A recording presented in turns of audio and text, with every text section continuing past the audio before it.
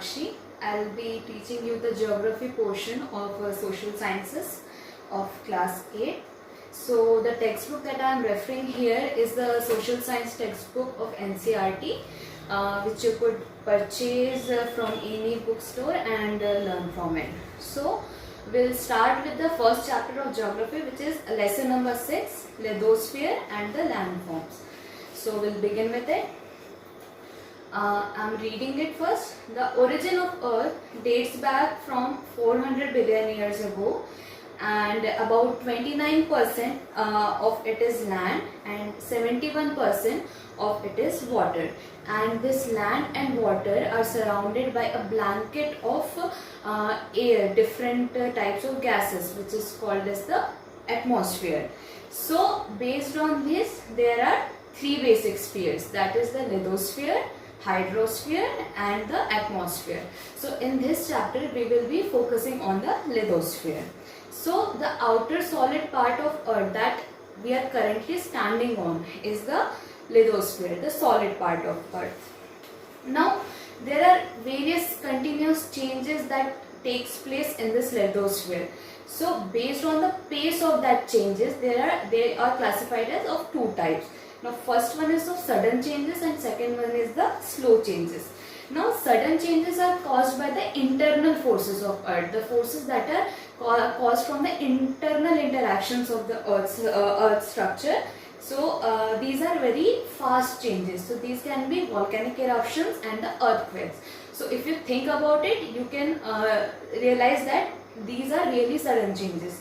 The slow changes are the ones that are caused by the external forces of Earth. So these are basically erosion activities that are caused by the water, wind, moving ice and sea waves. So basically the erosion activities comes under the slow changes. Now the structure of Earth. Okay, what is the basic structure of Earth? So I have drawn a rough diagram of the structure of the Earth. So as I told you, the layer that we currently live in, the lithosphere, it comes under the crust of the Earth. We are not able to reach the bottom layer of the Earth, that is the core, because it is very deep and there is no such technology available yet to reach that layer of the Earth. So basically we know the nature of it by the interpretations of the scientists that do experiments like drilling, mining, etc. So we just know by the interpretations, but actually we are still not able to reach this portion of Earth. Now there are three layers of Earth, as I told: the crust, the mantle and the core. We'll look into each layer one by one. Crust is where the living things reside. So the uppermost layer of the Earth where we all live is the crust. The continents as well as the ocean bed, I'm not talking about the water part, the ocean bed and the continents comes under the lithosphere. Now in the textbook it is referred to as, it is labeled as Sial, Sima and Knife. I'll tell you about it, but don't get confused with it. So what is Sial? In the book it is written as Sial, Sima and Knife. So these three words refer to the basic composition of the rocks that are found in the particular layer. So the crust is composed of silicon and aluminium. The major minerals that are present are silicon and aluminium. That's why it is labeled as Sial. Now the width of the crust is about 10 to 70 kilometers. So if we see from this surface, so up to 70 kilometers deep inside, it is the crust. The density of the crust is about 2.7 grams per centimeter cube, and it is where the living things reside. Now below the layer of Sial is the Sima. Now this is the tricky part. Now Sima doesn't actually consist the mantle. Sima is the ocean bed. I already told you that lithosphere also encompasses the ocean bed. So the Sima, that is silicon and magnesium. So this layer is the part of the ocean bed, and the mantle, the second layer of earth, starts beneath this layer. So beneath this layer is the layer of the mantle. So this is the tricky thing, and don't get confused with it. Now we'll talk about the mantle.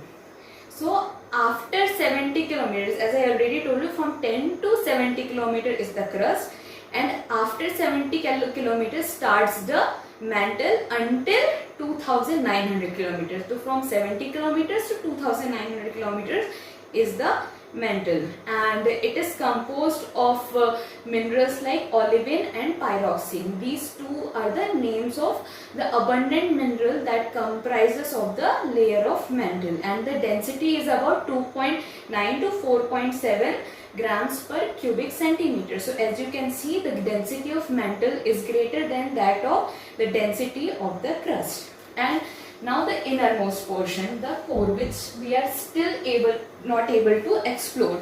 So this is the innermost part of the earth, and I have mentioned the composition. It is written as knife. So why knife? Because it is mainly composed of nickel and ferrium. Now ferrium is the scientific name of a well-known mineral, that is iron. We all know about iron. So the major components of the core is the nickel and the ferrium. Now this core has the highest density among all the three layers, which is about 13.0 grams per cubic centimeter, and which you can see is a very great difference, because in the crust it was 2.7, in mantle it was 2.9 to 4.7, and in the core suddenly it is 13.0, and the depth is also 2900 kilometers to 6400 kilometers, which is very deep inside. Now why we are still not able to reach the core?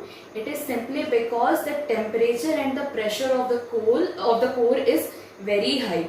The temperature increases by about 1 degree centigrade per 32 meters, and if we see such a deep distance inside the earth, it will be a very high temperature. So that's why we are still not able to reach the core. But there is one interesting fact about core, that is, we all know that there is a nature of substances that with increasing temperature they tend to liquidify, right? We have seen that. But despite of this high temperature, the core is still solid. Why is it so? Why, despite such a huge temperature, why it is still solid? It is because it is counterparted by the pressure. The pressure also is very high inside the core, and that's why it pushes and densify all the content, and that's why it is solid in nature. The second topic is the rocks. Now what are rocks? So simply speaking, all the substances which form the crust of the earth is called rocks. Everything that forms the crust are called rocks. Now rocks are composed of various kinds of minerals, many minerals. Now what are the types of rocks? So there are basically three types of rocks: igneous rocks, sedimentary rocks, and metamorphic rocks. And these three types are classified based on the process of their formation, how they are formed. Based on that, these rocks are classified into these types. Now first one is I am discussing igneous rocks. These rocks are called primary rocks. Igneous rocks are called primary rocks. Now how they are formed? They are formed from the molten matter that is present inside the earth's surface. So when from beneath the earth's surface, when the molten matter rises up, cups up at the crust and cools down, then these igneous rocks are formed. Now in this process also two types of rocks, two sub parts of these igneous rocks is there, that is the graphite and the basalt. Now what is the difference between these? Graphite is formed when molten matter comes up and then it cools down very slowly. When this cools down very slowly, then graphite is formed, and we use this graphite in the construction of buildings and different kinds of infrastructure, etc. So we used granite in that. And basalt. Now basalt is formed when the opening from where the molten material is coming is very weak. When there is a small opening or a small crack, and it comes out, the molten metal comes out, and then it quicks and it cools very quickly. So the grog that is formed as a result is the basalt, and this basalt is used in the construction of roads. So we read about the igneous rocks, how they are formed, and the basic subtypes, that is granite and basalt. So that's about the igneous rocks. Now second type is the sedimentary rocks. Now what are sediments? Sediment is something that is broken, then carried away, and then deposited somewhere else. So that deposition is called as the sediment. Now these sedimentary rocks are the majority of rocks that are present on the earth's crust.